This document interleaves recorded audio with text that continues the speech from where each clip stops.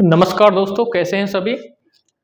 आज हम फरवरी 2026 साप्ताहिक करंट अफेयर्स पर बात करेंगे। 1 फरवरी से लगभग 7 फरवरी तक की करंट अफेयर्स से संबंधित जो भी महत्वपूर्ण क्वेश्चन बनने की संभावना है उन पर चर्चा करेंगे। साथ ही स्टैटिक जीके को भी हम इसमें जोड़ने की कोशिश करेंगे। यानी हम साथ ही स्टैटिक जीके को भी यानी जीएस का पोर्शन भी हम इसमें जोड़ने की कोशिश करेंगे जो भी इससे रिलेटेड होगा। तो सबसे पहले हम कुछ महत्वपूर्ण दिवसों पर बात कर लेते हैं साप्ताहिक में ही। जैसे 2 फरवरी को विश्व आर्द्र भूमि दिवस मनाया जाता है, 4 फरवरी को विश्व कैंसर दिवस मनाया जाता है, 10 फरवरी को विश्व दलहन दिवस मनाया जाता है और 11 फरवरी को विज्ञान में महिलाओं व लड़कियों का अंतर्राष्ट्रीय दिवस मनाया जाता है। और 13 फरवरी की बात करें तो 13 फरवरी को विश्व रेडियो दिवस मनाया जाता है। ठीक है, चलिए उसके बाद आज का पहला क्वेश्चन देख लेते हैं। पहला क्वेश्चन है कि हाल ही में केंद्रीय बजट 2026-27 किसने पेश किया है।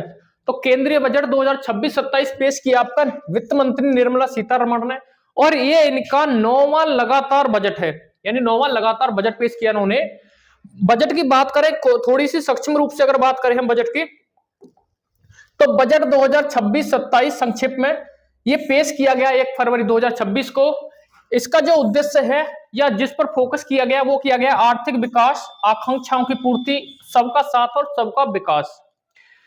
अगर बात करें बजट में कुल व्यय जो किया गया है, बजट का कुल व्यय है आपका 53,47,315 करोड़, जो 2025 और 26 के मुकाबले 7.7% अधिक है।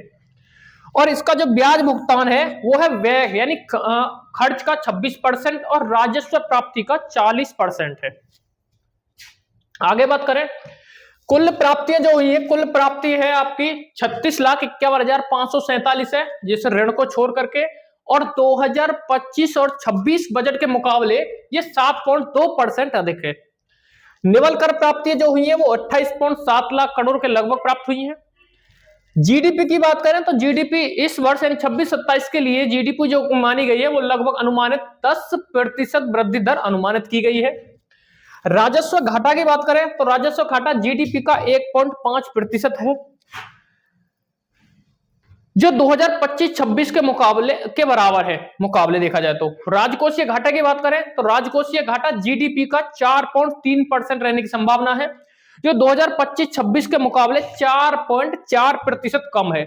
ठीक है, ऐसे ही राज्यों का अगर हस्तांतरित किया बात करें, राज्यों को कितना हस्तांतरित हुआ है तो वो हुआ है 26.21 लाख करोड़ रुपए, जो 2025 और 26 के मुकाबले 12.2% अधिक अनुमानित किया गया है। चलिए नेक्स्ट बात करें आपका, फिर अगर बात करें सर्वाधिक व्यय कहां कहां अनुमानित लगाया गया है, तो सर्वाधिक व्यय अगर बात करें तो ब्याज के लिए जो किया गया है 14,03,972 करोड़ रुपए है। परिवहन पर आपका है 5,18,520 करोड़। रक्षा के लिए आपका देखो, रक्षा के लिए दो डाटा मिले मुझे, मैंने देखा था तो लगभग 7.85 लाख करोड़ रुपए लगभग रक्षा के लिए सर्वाधिक व्यय माना गया है। साथ ही बात करें ग्रामीण के लिए तो ग्रामीण है आपका 2,73,108 करोड़ यानी 2.7 लाख करोड़। कृषि के लिए 1.6 लाख करोड़। शिक्षा के लिए आपका 1.3 लाख करोड़। स्वास्थ्य के लिए आपका 1.04 लाख करोड़ लगभग। शहरी के लिए आपका है 85,000 करोड़, 85.5 करोड़। ऊर्जा के लिए आपका है, ऊर्जा पे जो खर्च हुआ आपका 1,09,29 करोड़। वित्त के लिए आपका है 20,649 करोड़। सामाजिक कल्याण के लिए आपका है जो व्यय दिया गया है वो है आपका 14,953 करोड़ लगभग। बात करें योजना, इस वर्ष जो योजना को क्रियान्वित किया जाएगा वो है इंडिया सेमीकंडक्टर मिशन है आपका 2.0 शुरू किया है। इसके लिए अनाउंस किया गया है 40,000 करोड़ रुपए इसके लिए। बायो फार्मा शक्ति के लिए 10,000 करोड़ रुपए। न्यूक्लियर पावर एनर्जी जो 20,000 करोड़ उसके लिए निवेश किए जाएंगे, जिसका लक्ष्य होगा 2000, महत्वपूर्ण जो बात है इसकी कि 2047 तक ये 100 गीगावाट बिजली उत्पादन की लक्ष्य रखा गया है। कृषि में भारत विस्तार के तहत योजना है, इसके तहत AI एग्रीस्टेक पोर्टल का लॉन्च किया गया है जो किसानों को सलाह देगा। आगे बात करें बजट से संबंधित महत्वपूर्ण बातें की बात करें तो बजट से संबंधित महत्वपूर्ण तथ्य क्या हो सकते हैं। तो बजट शब्द जो हमारे संविधान में उल्लेखित नहीं है, बजट शब्द हमारे संविधान में उल्लेखित नहीं थे, इसके लिए वित्तीय विवरण संविधान में उल्लेखित किया गया है। अनुच्छेद का 112 वार्षिक वित्तीय विवरण की बात करता है, जिसका वित्तीय वर्ष होता है 1 अप्रैल से 31 मार्च तक है। स्वतंत्र भारत का पहला बजट 26 नवंबर 1947 को RK षणमुखम चेट्टी ने पेश किया था। पहला भारतीय बजट की बात करें तो यह जेम्स विल्सन ने 1807 में पेश किया था। बजट पेश करने वाली पहली महिला थी इंदिरा गांधी, प्रधानमंत्री थी। बजट पेश करने वाले पहले प्रधानमंत्री आपके जवाहरलाल नेहरू थे। और सबसे ज्यादा बार जो बजट पेश किया वो किया है मोरारजी देसाई, इन्होंने 10 बार बजट पेश किया था और ये प्रधानमंत्री भी रहे हैं और वित्त मंत्री भी।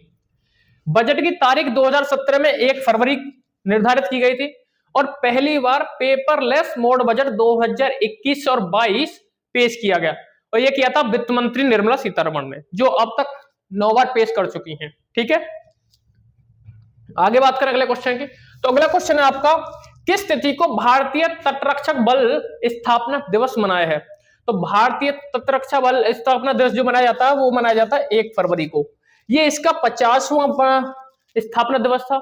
इसकी स्थापना हुई थी 1 फरवरी 1977 को। इसका आदर्श वाक्य आपका व्यायाम रक्षा में। इसका हेडक्वार्टर नई दिल्ली और महानिदेशक है परमेश शिवमणि, जो 26 में इसके महानिदेशक है। ठीक है, नेक्स्ट बात करें। अगला क्वेश्चन है आपका जी, भारत अंतरराष्ट्रीय चमड़ा मेले का आयोजन कहां किया गया। तो भारतीय चमड़ा मेले का आयोजन किया गया था चेन्नई में, और ये कब से कब तक है। तो ये किया गया था 1 से 3 फरवरी तक। बात करें चेन्नई का पुराना जो नाम था मद्रास था, जिसे 1996 में चेन्नई किया गया। चेन्नई तमिलनाडु की राजधानी है और तमिलनाडु भारत का दक्षिणतम राज्य है, अर्थात कन्याकुमारी इसी का शहर है। तमिलनाडु का एक शहर है कन्याकुमारी, जो भारत का दक्षिणतम मुख्य भूमि का दक्षिणतम बिंदु है। तमिलनाडु कोरोमंडल तट पर स्थित है और यहाँ एक बांध है मैटूर बांध, जो कावेरी नदी पर है। इस कावेरी नदी को दक्षिण भारत की धार्मिक रूप से दक्षिणी गंगा भी कहा जाता है, यानी दक्षिण की गंगा। और ये सदानीरा नदी, यानी वर्ष भर इसमें पानी रहता है। यहाँ का जो नृत्य की बात करें तो करगट्टम है, जो सिर पर मटके को सजाकर किया जाता है। एक और है ओलाइटम, ये रुमाल के साथ नृत्य किया जाता है। और एक कुंभी नृत्य, जो ताली बजाकर इसका नृत्य किया जाता है। तमिलनाडु की और बात करें तो यहाँ पहाड़ी है कुछ, जैसे पहाड़ियों बात करें तमिलनाडु में एक नीलगिरी पहाड़ी है। तमिलनाडु में नीलगिरी पहाड़ी है, जो यहाँ की सबसे ऊंची चोटी है दोद्दाबेटा, 2637 मीटर है। ये तमिलनाडु की ऊंची चोटी है। एक अन्नामलाई पहाड़ी है यहीं पे, जिसे एलिफेंट पर्वतमाला भी कहते हैं, जो घने जंगलों के लिए प्रसिद्ध है। मेदमलाई एक पहाड़ी है यहाँ पे, जिसे हाईवे भी माउंटेन्स भी कहा जाता है, और ये चाय बागानों के लिए प्रसिद्ध है। पालनी, पंचमलाई, ये यहीं पर प्रसिद्ध पहाड़ियां हैं। बात करें यहाँ के राष्ट्रीय उद्यान, महत्वपूर्ण राष्ट्रीय उद्यान में जैसे मुदुमलाई है, इंदिरा गांधी है, मन्नार की खाड़ी है, मुकुर्ती है। इंदिरा गांधी को अन्नमलाई राष्ट्रीय उद्यान भी कहा जाता है, और मन्नार की खाड़ी ये पहला समुद्री बायोस्फीयर रिजर्व है। ठीक है, यहां झील भी है। जैसे झील की बात करें तो यहाँ झील है पुलिकट झील, जो देश की सबसे बड़ी दूसरी लैगून झील है। और पहली लैगून झील कौन सी है? चिल्का झील, जो उड़ीसा में स्थित है। ठीक है, उसके बाद अगला क्वेश्चन है आपका, विश्व आर्द्र भूमि दिवस कब मनाया जाता है। तो विश्व आर्द्र भूमि दिवस 2 फरवरी को मनाया जाता है। इस बार की जो थीम है वो है आर्द्र भूमि और पारंपरिक ज्ञान, सांस्कृतिक विरासत का उत्सव मनाना। ये इस बार की थीम है। बात करें जनवरी 2026 तक भारत में कुल कितने रामसर स्थल हैं। तो जनवरी 2026 तक भारत में 98 रामसर स्थल गिने गए हैं या काउंट किए गए हैं। जो नए 2026 में जिनको जोड़ा गया है वो है आपका पटना पक्षी अभ्यारण्य एटा में, उत्तर प्रदेश में, और एक है छारी ठाण स्थल, ये आपका गुजरात में पड़ता है। ये वेटलैंड स्थल है। भारत ने रामसर कन्वेंशन पर 1982 में हस्ताक्षर किए थे, यानी भारत जो शामिल हुआ था 1982 में होता है, और भारत के सबसे पहले जो आर्द्रभूमि स्थल शामिल किए गए रामसर भूमि, यानी पहला स्थल था 1981 में चिल्का झील उड़ीसा, और उसके साथ ही केवलादेव राष्ट्रीय उद्यान राजस्थान, जो आज खतरे की कगार पर भी है। ऐसे ही केवल लामजाओ भी खतरे की कगार पर आता है। ठीक है, चलिए अगला देखिए। बात करें सर्वाधिक रामसर स्थल किस राज्य में, तो सर्वाधिक रामसर स्थल है तमिलनाडु में है, और दूसरे नंबर पर आता है आपका उत्तर प्रदेश, जो वर्तमान में उत्तर प्रदेश में 11 रामसर स्थल है। और उत्तर प्रदेश से है तो उत्तर प्रदेश के बारे में थोड़े से स्थलों को जान लेते हैं कौन से हैं। तो सबसे पहला आपका ऊपरी गंगा नदी है, जो ब्रजघाट नरोरा में है, 2005 में से शामिल किया गया था। उसके बाद है नवाबगंज पक्षी अभ्यारण्य, ये उन्नाव है, 2019 में से शामिल किया गया था। एक है सारणी पक्षी अभ्यारण्य हरदोई, इसे भी 2019 में शामिल किया गया था।